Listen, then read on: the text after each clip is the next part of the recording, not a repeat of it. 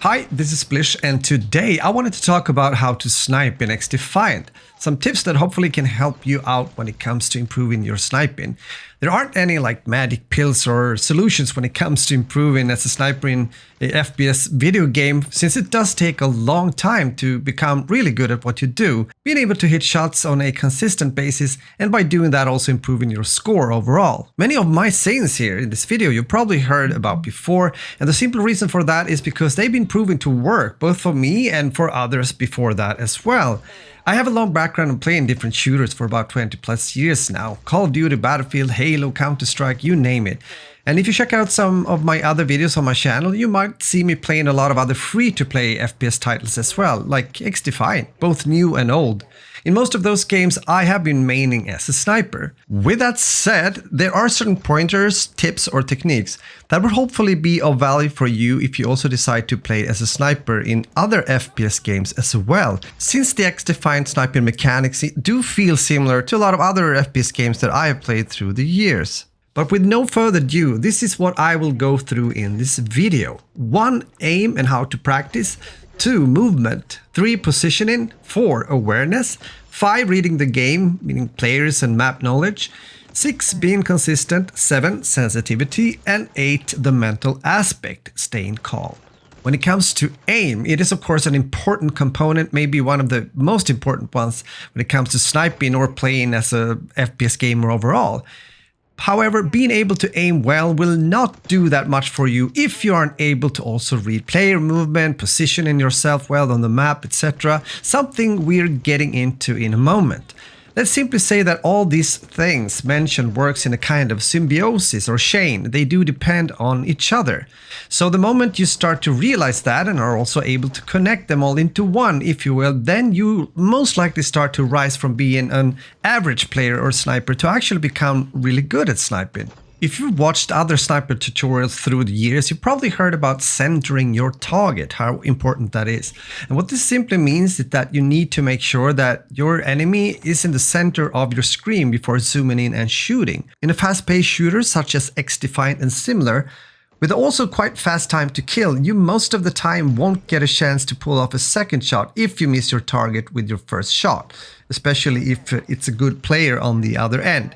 So if you're in a tight situation, being able to adjust your position within a split second with small movements on your controller or end keybam so that the enemy player is in the center of your screen, meaning being able to connect your shot, most likely a quick shot in that situation, a quick scope if you will. What I usually recommend in order to train your aim in the way described, meaning centering your target, is to go first into the practice range in XDefiant and choose one target to start with.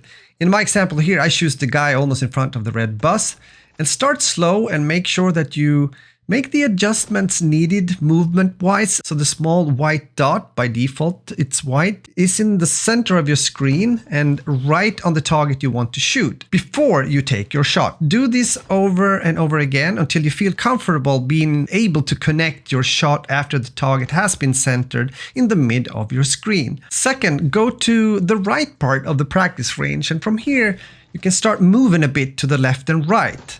It can be slow moves in the beginning, and while doing so, center your target, take your shot by scoping in and shoot as soon as you see that your crosshair is straight on your target. By moving to the sides, or strafing if you will, and into the center of your target and aim, you'll add some realism into the practice, since this is most likely how you end up playing in quite a few gunfights in the game. Both close range and also long range. Then you might be able to use cover to your advantage, peeking in and out, so to speak, moving to the sides. I'm also showing off a drag scope, since this is something I do quite often if I realize that I can't center my target fast enough, since I then most likely will get shot in that split-second moment. What I then do is that I do aim down sight, or scope in if you will, even though I'm slightly off target, and I then pull my mouse to the direction where the enemy is and take my shot. Learn to do that both by dragging to your left and right. Not all games works well using this mechanic, however it seems to be working pretty well in XDefiant. The drag scope technique has saved my butt quite many times by now, so it's definitely worth looking into, although centering your target should be your top priority when it comes to aiming. And also, make it a good habit pointing your weapon in chest or head level when moving around the map overall. It's a good habit no matter what gun you're actually using or what shooter you're playing at the moment, since you then have saved some valuable time and millimeters of work when the enemy shows up in front of you. You're then more likely to be able to hit upper chest or even better, getting the headshot in a faster manner. I say this also because I see some players running with the gun pointing down towards the ground, and if I learn something from playing CSGO, that is one of those things that can be really important and maybe crucial also sometimes, especially when walking around corners.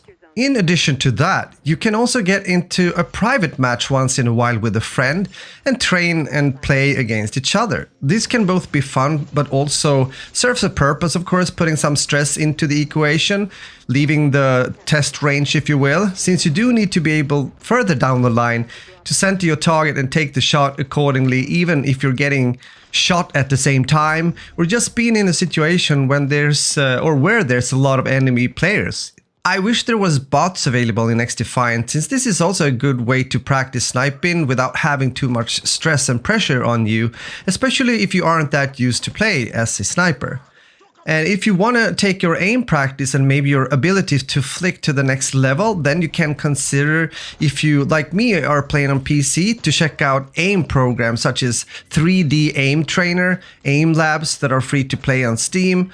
Another option also on Steam is Kovacs, which costs around $10, which offers customizable courses and workouts. I'll put links to these programs down in the description. Alright, aim has been taking a large portion of this video, but it is indeed important. Some of the tips and of course the aim programs can help you improve your reg gunning as well. Movement. Well, movement is a big thing, of course, in a fast-paced shooter such as XDefiant. However, since the TTK is pretty fast and there's also gadgets and abilities in this game, you might want to have a bit of a moderate approach when it comes to movement and sniping at the same time, especially if you are fairly new to sniping or if you have been struggling to become better. With that said, since players can pull off some jumps and still being able to ADS and shoot, then I would most of the time do the opposite as a sniper, meaning trying to predict where the player is going and landing and scoping right there. Yes, this is over in 1.5 seconds or so, but if you do this right, you will be able to shoot enemies that place exactly like that. Or if you do have good reflexes and have worked up your aim, then you might be able to shoot them mid-air instead.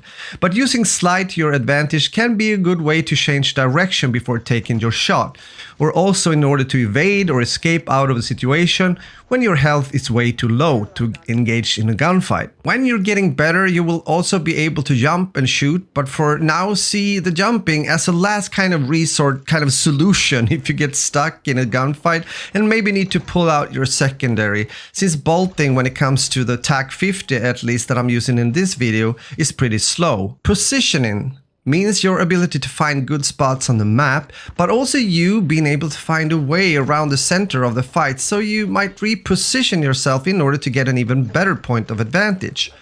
I would recommend not staying too long in one spot, because if there are good players in the other team, they will most likely understand where you are already after you have taken your first shot, and they will come for you, so being mobile is a good strat most of the time. That doesn't necessarily mean that you always have to walk or run long distances in order to change your spot. It can just mean that you move slightly to the right of your current position, using another cover to your advantage in order to take out that enemy sniper that has been spotting you on the opposite side. With positioning and movement comes awareness, or at least it should.